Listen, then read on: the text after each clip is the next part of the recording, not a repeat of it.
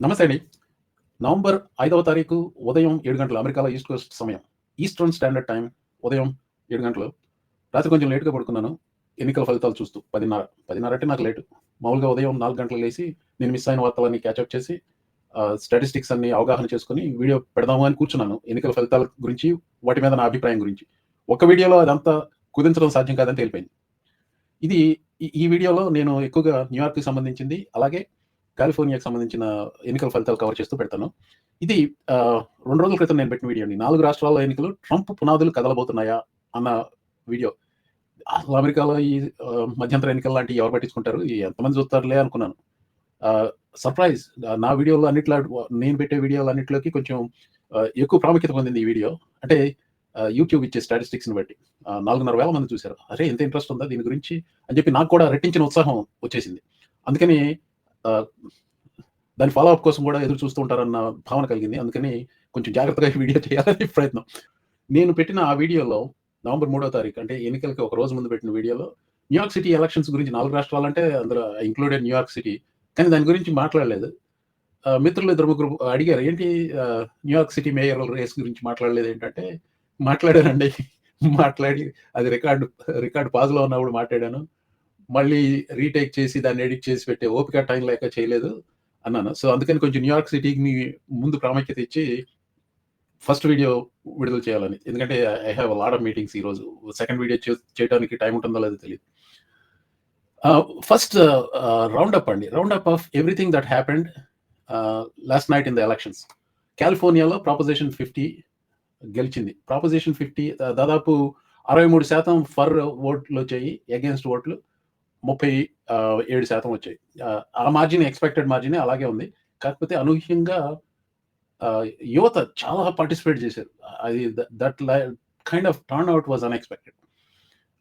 వర్జీనియాలో ఎలక్షన్స్‌లో Democrats flipped governor, lieutenant governor, attorney general. ఆ attorney general నేను ఓటు వేసిన అభ్యర్థి డెమోక్రాట్ ఓడిపోతాడేమో అనుకున్నాను. కానీ గెలిచాడు. కంఫర్టబుల్ గానే గెలిచాడు. దాదాపు 5 పాయింట్ల తేడాతో గెలిచాడు. అలాగే వర్జీనియాలో స్టేట్ హౌస్ అని ఉంటుంది. బేసికల్‌గా వర్జీనియా లెజిస్లేటివ్ అసెంబ్లీ. మనకి ఇండియాలో ఈక్వలెంట్ చెప్పాలంటే అసెంబ్లీ. రాష్ట్రాల్లో ఉండే అసెంబ్లీ లాంటిది. దాంట్లో ఇంతకుముందు డెమోక్రాట్ అభ్యర్థులకి 51-49 మార్జిన్ ఉండేది. 13 సీట్లు గెలిచారు. అంటే దట్ బికేమ్ 64-36 64-36కి పెరిగింది. అంత పెరిగింది వాళ్ళ లీడ్. న్యూ జెర్సీలో కూడా they held on. By the way New Jersey governorship కూడా చాలా అత్యధిక మెజారిటీతో మైకీ షెరోవ్, జాక్ టర్రెల్ మీద గెలిచింది. దాని గురించి బహుశా నెక్స్ట్ వీడియోలో మాట్లాడతాను. మామ్దాని న్యూయార్క్ మేయరల్ రేస్ గెలిచాడు. This is significant win. దాని గురించే ఎక్కువగా ఈ వీడియోలో. పెన్సిల్వేనియాలో స్టేట్ వైడ్ ఎలక్షన్స్ జరుగుతున్నాయి అన్నది నేను యాక్చువల్‌గా చూడలేదు ఆ వార్త. నాకు దాని గురించి ఏంటి పెన్సిల్వేనియా గురించి న్యూస్ వస్తున్నాయి ఏంటి, పలానా కౌంటీలో ఎంత ఓటు వచ్చింది అదని చూస్తే పెన్సిల్వేనియాలో state wide supreme court open సీట్స్‌కి ఎలక్షన్స్ ఉంటే దానికి కూడా డెమోక్రాట్స్ ఇద్దరు అభ్యర్థులు వాళ్ళే గెలిచారు. సుప్రీం కోర్టు జడ్జిలను ఎన్నుకోవడం ఏంటో మరి. కొన్ని రాష్ట్రాల్లో అలాగే చేస్తారు ఇక్కడ. మెయిన్‌లో రిపబ్లికన్స్ ఒక బ్యాలెట్ ఇనిషియేటివ్ పెట్టారు. ఏంటంటే మెయిల్ ఇన్ ఓటింగ్ దానికి కొంచెం రిస్ట్రిక్షన్స్ పెట్టాలని. అది ఓడిపోయింది.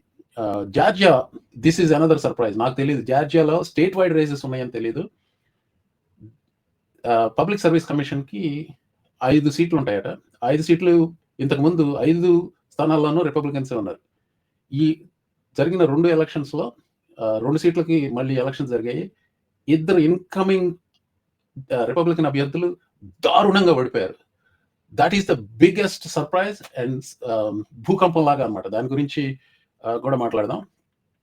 అలాగే కొలరాడోలో ఫ్రీ లంచెస్ స్కూల్స్‌లో ఫ్రీ లంచెస్ ఇవ్వటం అనే ఒక మెజర్ ఒకటి పెట్టారు. స్టేట్ వైడ్ బ్యాలెట్ అది గెలిచింది. అంటే టిపికల్లీ దీస్ ఆర్ డెమోక్రాటిక్, అంటే ఇవి సాధారణంగా డెమోక్రాటిక్ పార్టీ వాళ్ళు ఫేవర్ చేసే బ్యాలెట్ మెజర్స్ అన్నమాట ఇది. అంటే ఇది కూడా డెమోక్రాట్స్ విన్ కింద భావించవచ్చు. కొన్ని కౌంటీస్‌లో అనూహ్యంగా రిపబ్లికన్‌కి ఎప్పుడు కొన్ని దశాబ్దాలుగా రిపబ్లికన్స్ లీడ్ అవుతున్న కౌంటీస్‌లో కూడా డెమోక్రాట్స్ గెలిచారు. అదొకటి. సిన్సినాటి మేయర్ రేస్‌లో జేడీ వాన్స్ హాఫ్ బ్రదర్ దారుణంగా, పరమ దారుణంగా ఓడిపోయాడు. Something like 81% to 18%. అతను ఒక ముస్లిం క్యాండిడేట్. సిన్సినాటి మేయర్గా గెలిచిన ఆయన. అలాగే డెట్రాయిట్ సిటీకి first ever female governor, female mayor, coloured female mayor Detroit సిటీకి. అలాగే వర్జీనియా గవర్నర్ కూడా ఫస్ట్ ఎవర్ ఫీమేల్ గవర్నర్. న్యూజెర్సీలో ఇంతకుముందు ఫీమేల్ గవర్నర్స్ ఉన్నారు. న్యూయార్క్ మేయరల్ రేస్ గురించి మాట్లాడదాం. నా వీడియోలు రెగ్యులర్గా చూసే ఫ్రెండ్స్ కొందరు అడిగారు, ఏంటి జోహ్రాన్ మమ్దాని గురించి ఎక్కువ మాట్లాడిన ఏంటంటే, మాట్లాడకూడదని ఏం కాదు. నేను యాక్చువల్గా I like the guy, charismatic, very effective communicator, strong message మీద ఉంటాడు. స్ట్రాంగర్ క్యాండిడేట్ అతనికి వ్యతిరేకంగా ఎవరైనా ఉంటే నేను ఓటేసి ఉండేవాడిని. కానీ అతనికి వ్యతిరేకంగా ఎవరు స్ట్రాంగర్ క్యాండిడేట్ ఎవరు లేరు. If I lived in New York city yesterday I would have voted for him. ఎందుకంటే Andrew Cuomo, former governor, had to resign in disgrace because of sex scandals, అంటే ల్యూడ్ కాండక్ట్. కోవిడ్ టైంలో Andrew Cuomo, I looked up to him in the sense the way he became the voice of reason. ఎందుకంటే covid టైంలో Andrew Cuomo అతను ఇచ్చిన press briefings ఇవన్నీ కొంచెం నన్ను ఆకట్టుకున్నాయి. బేసికల్గా సైన్స్కి ప్రోగా మాట్లాడాడు. At the same time Trump White House నుంచి పరమచెత్త మాట్లాడుతున్నాడు. సో ఆ కాంట్రాస్ట్లో నాకు ఆండ్రూ కుమో వాయిస్ ఆఫ్ రీజన్గా అనిపించింది. కానీ తర్వాత అతగాడి మీద వచ్చిన స్కాండల్స్ అవన్నీ చూసి I felt betrayed by him. So I cannot forgive him for his sins. Especially ఒకసారి నమ్మిన తర్వాత when you feel you're betrayed, it is hard to go back to that person, right? And also character to me matters lot more than what they can do. Zohran మమ్దానికి వచ్చేసరికి నా అభిప్రాయం ఏంటంటే, అతను చేసే ప్రామిస్లన్నీ సాధ్యం కాదని తెలిసి ప్రామిస్ చేస్తుంటే he just like another politician. ఉదాహరణకి free buses or free transit passes అంటాడు, ఫ్రీ బస్సెస్ అంటాడు, లేకపోతే సిటీ రన్ గ్రోసరీ స్టోర్స్ అంటాడు. ఇవన్నీ socialist ideology. So I don't think that is possible. సాధ్యం కాని వాటిని ప్రామిస్ చేయకూడదు. దిస్ ఈస్ ప్రిన్సిపల్ అనమాట. ఉద్దేశం మంచిదే అయి ఉండొచ్చు, కానీ it doesn't work in my opinion. అందుకని I wasn't a staunch supporter of him. మంచి ఆల్టర్నేటివ్ ఉంటే ఇంకా వేరే వాళ్ళకి ఓటిస్తుండే ఉండే, కానీ బట్ యాజ్ ఆఫ్ యస్టర్డే, నిన్న కానీ నేను న్యూయార్క్ సిటీలో ఓటర్ అయి ఉంటే అతనికే ఓటేసి ఉండేవాడిని. ఎందుకంటే ఆల్టర్నేటివ్స్ ఆర్ టెరబుల్. న్యూయార్క్ సిటీలో ఎవరైనా గెలవడానికి 50% కంటే ఎక్కువ పర్సంటేజ్ రావాలి. అది వాళ్ళ రూల్స్ ప్రకారం. 50% కంటే తక్కువ వస్తే ర్యాంక్ చాయిస్ ఓటింగ్లో థర్డ్ నుంచి ఆ కింద ఉన్న అభ్యర్థులకి సెకండ్ చాయిస్ ఎవరో వాళ్ళకి జత చేసుకుంటూ పోతారు. అప్పటికి ఇంకెవరికి రాకపోతే రన్ ఆఫ్ ఎలక్షన్ పెడతారు. ఆ అవసరం ఏమీ లేకుండానే 50% కంటే ఎక్కువ వచ్చేటట్టు కనపడుతున్నాయి. ఇంకొక విషయం ఏంటంటే, ఇప్పుడు మీకు స్క్రీన్ మీద కనపడే ఈ నెంబర్స్ చూస్తే మొత్తం మీద 2 మిలియన్ కంటే ఎక్కువ మంది ఓటేశారు. This is a city nearly 10 or 11 million people ఉండే సిటీలో మొత్తం మీద 2 మిలియన్ ఓటేశారు. అందులో సగం పైగా అతనికే వచ్చాయి. More than 1 million. The first time ever a mayoral candidate got more than 1 million votes. అందరికీ తెలిసిందే, భారత సంతతికి చెందినవాడు. ఇతని grandfather I think emigrated from Gujarat. అలాగే Zohran Mamdani mother Meera Nair, famous director Meera Nair, తను చెప్పుకుంటుంది I'm the producer of Zohran Mamdani అని, which is good line actually. ఈ ఎన్నికల్లో ప్రత్యేకించి చెప్పుకోవాల్సింది ఏంటంటే, యంగ్ పీపుల్ ఎంత ఎంతూజియాస్టిక్గా అతనికి ఓటేశారు అన్నది మాత్రం విస్మరించకూడదు ఎవరు. 81% of young women voted for Zohran Mamdani. ఇంకో విషయం ఏంటంటే, ఈ డెమోక్రాటిక్ సోషలిస్ట్ అని తను చెప్పుకున్నప్పటికీ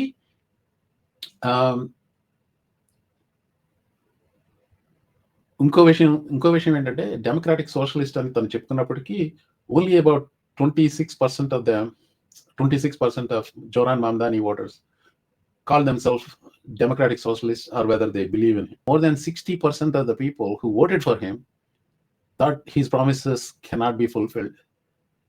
అంటే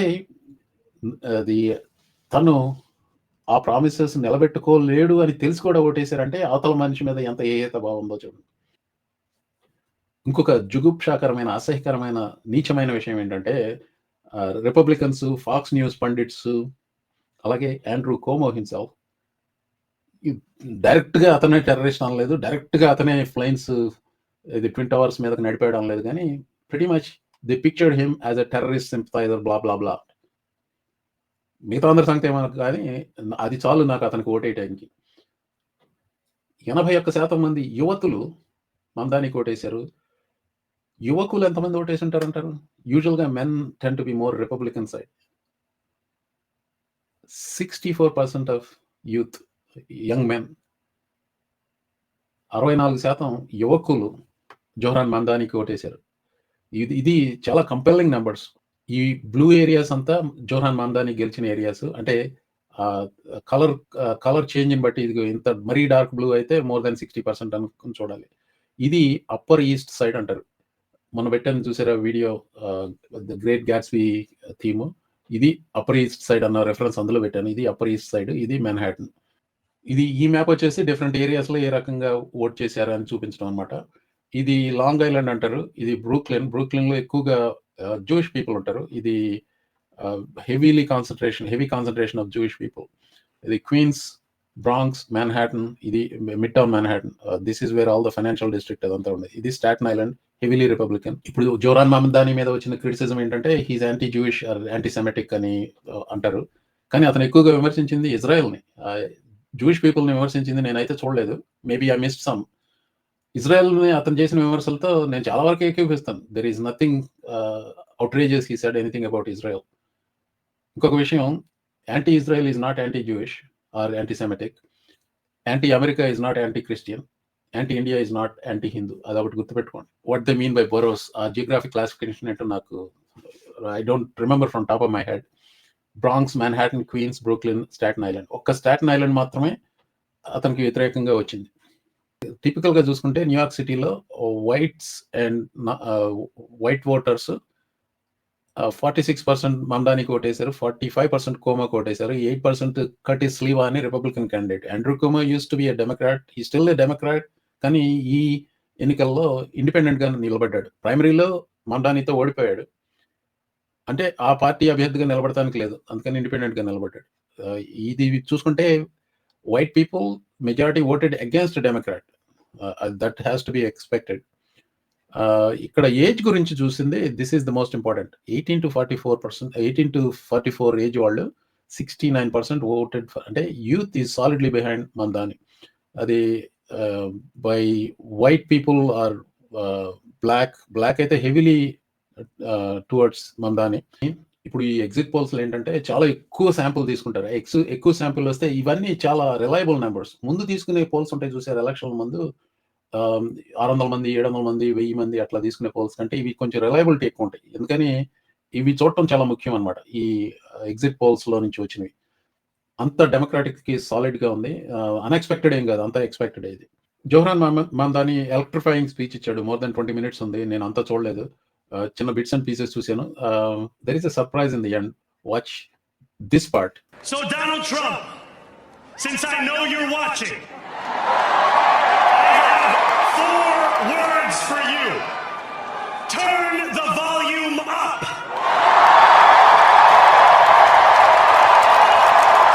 We are breathing in the air of a city that has been reborn.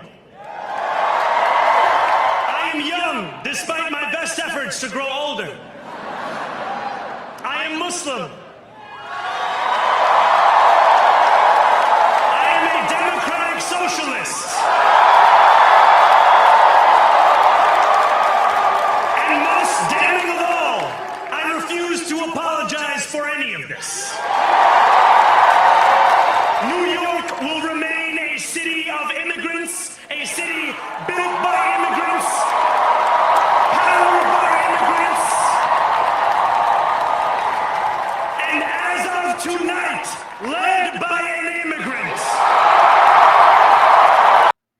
ఇది చాలా ఎలక్ట్రిఫైయింగ్ స్పీచ్ అండి. అది చూస్తే అర్థమవుతుంది ఎందుకు అంత క్యాప్టివేట్ చేయగలిగాడు ఓటర్స్‌ని, ఎందుకు గెలిచాడు అన్నది. సర్ప్రైజ్ అన్నాను కదా, here is the surprise. New York, this power, it's yours. This city belongs to you. Thank you. Thank you.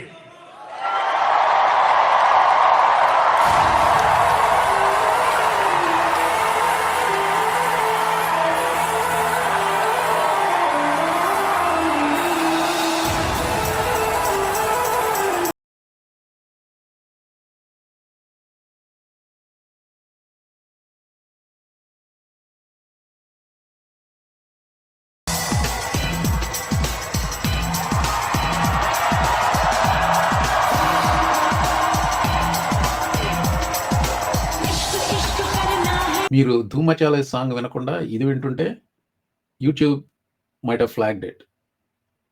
అది ఎడిట్ చేసి తీసుంటాను. ఇది వినకుండా అది వింటే యూట్యూబ్ ఫ్లాగ్ చేసి ఉండదు. So, you take that. California prop 50 గురించి చాలా క్లుప్తంగా మాట్లాడతానండి. దీని సిగ్నిఫికెన్స్ చాలా ఉంది యాక్చువల్‌గా. గావిన్ న్యూసమ్ ఈ ఐడియాతో వచ్చి అంత త్వరితగతిన దీన్ని ఒక ఐడియా నుంచి ఒక పోల్ వరకు తీసుకురాగలిగాడంటే really it's not that easy. Within 3 months ఏమో తీసుకొచ్చాడు కదా! అది అంత సులభమైన విషయం కాదు. లెజిస్లేచర్‌ని స్పెషల్ సెషన్‌లో పిలిచి టెక్సాస్‌లో 5 డెమోక్రాటిక్ అభ్యర్థుల నుంచి రిపబ్లికన్స్‌కి మార్చే విధంగా రీడిస్ట్రిక్టింగ్ చేయగలగటం అది సులువు. ఎందుకంటే లెజిస్లేచర్స్ ఒక 50, 60 మంది వాళ్ళు ఇతను చెప్పినట్టు చేస్తారు. ట్రంప్ ఆదేశాలు తీసుకుంటారు. అది సులభంగా టెక్సాస్‌లో చేయగలిగారు. అది ఏనాడైతే అక్కడ పాస్ చేశారో అప్పుడు ఈ ప్రతిపాదన తీసుకొచ్చాడు. He got through everything within a very short time ballot measure పెట్టగలిగాడు. కాలిఫోర్నియా గవర్నర్ చాలా చోట్ల చెప్పాడు. మేము క్యాండిల్ లైట్లు విజిల్ పెడతాం అనుకున్నావా? చేతులు ముడిచి కూర్చుంటామా? లేకపోతే చేతుల మీద కూర్చుంటాం అనుకున్నావా? మన తెలుగులో చెప్తా ఉంటారు కదా! గాజులు కూడా దొరికి కూర్చున్నామని. సారీ అండి, ఆడవాళ్ళని కించపరచడం అని కాదు. గాజులు దొరికి కూర్చోవడం అంటే అది ఒక మెటఫోర్‌గా తీసుకోండి. ఆడవాళ్ళని కించపరచడం కాదు.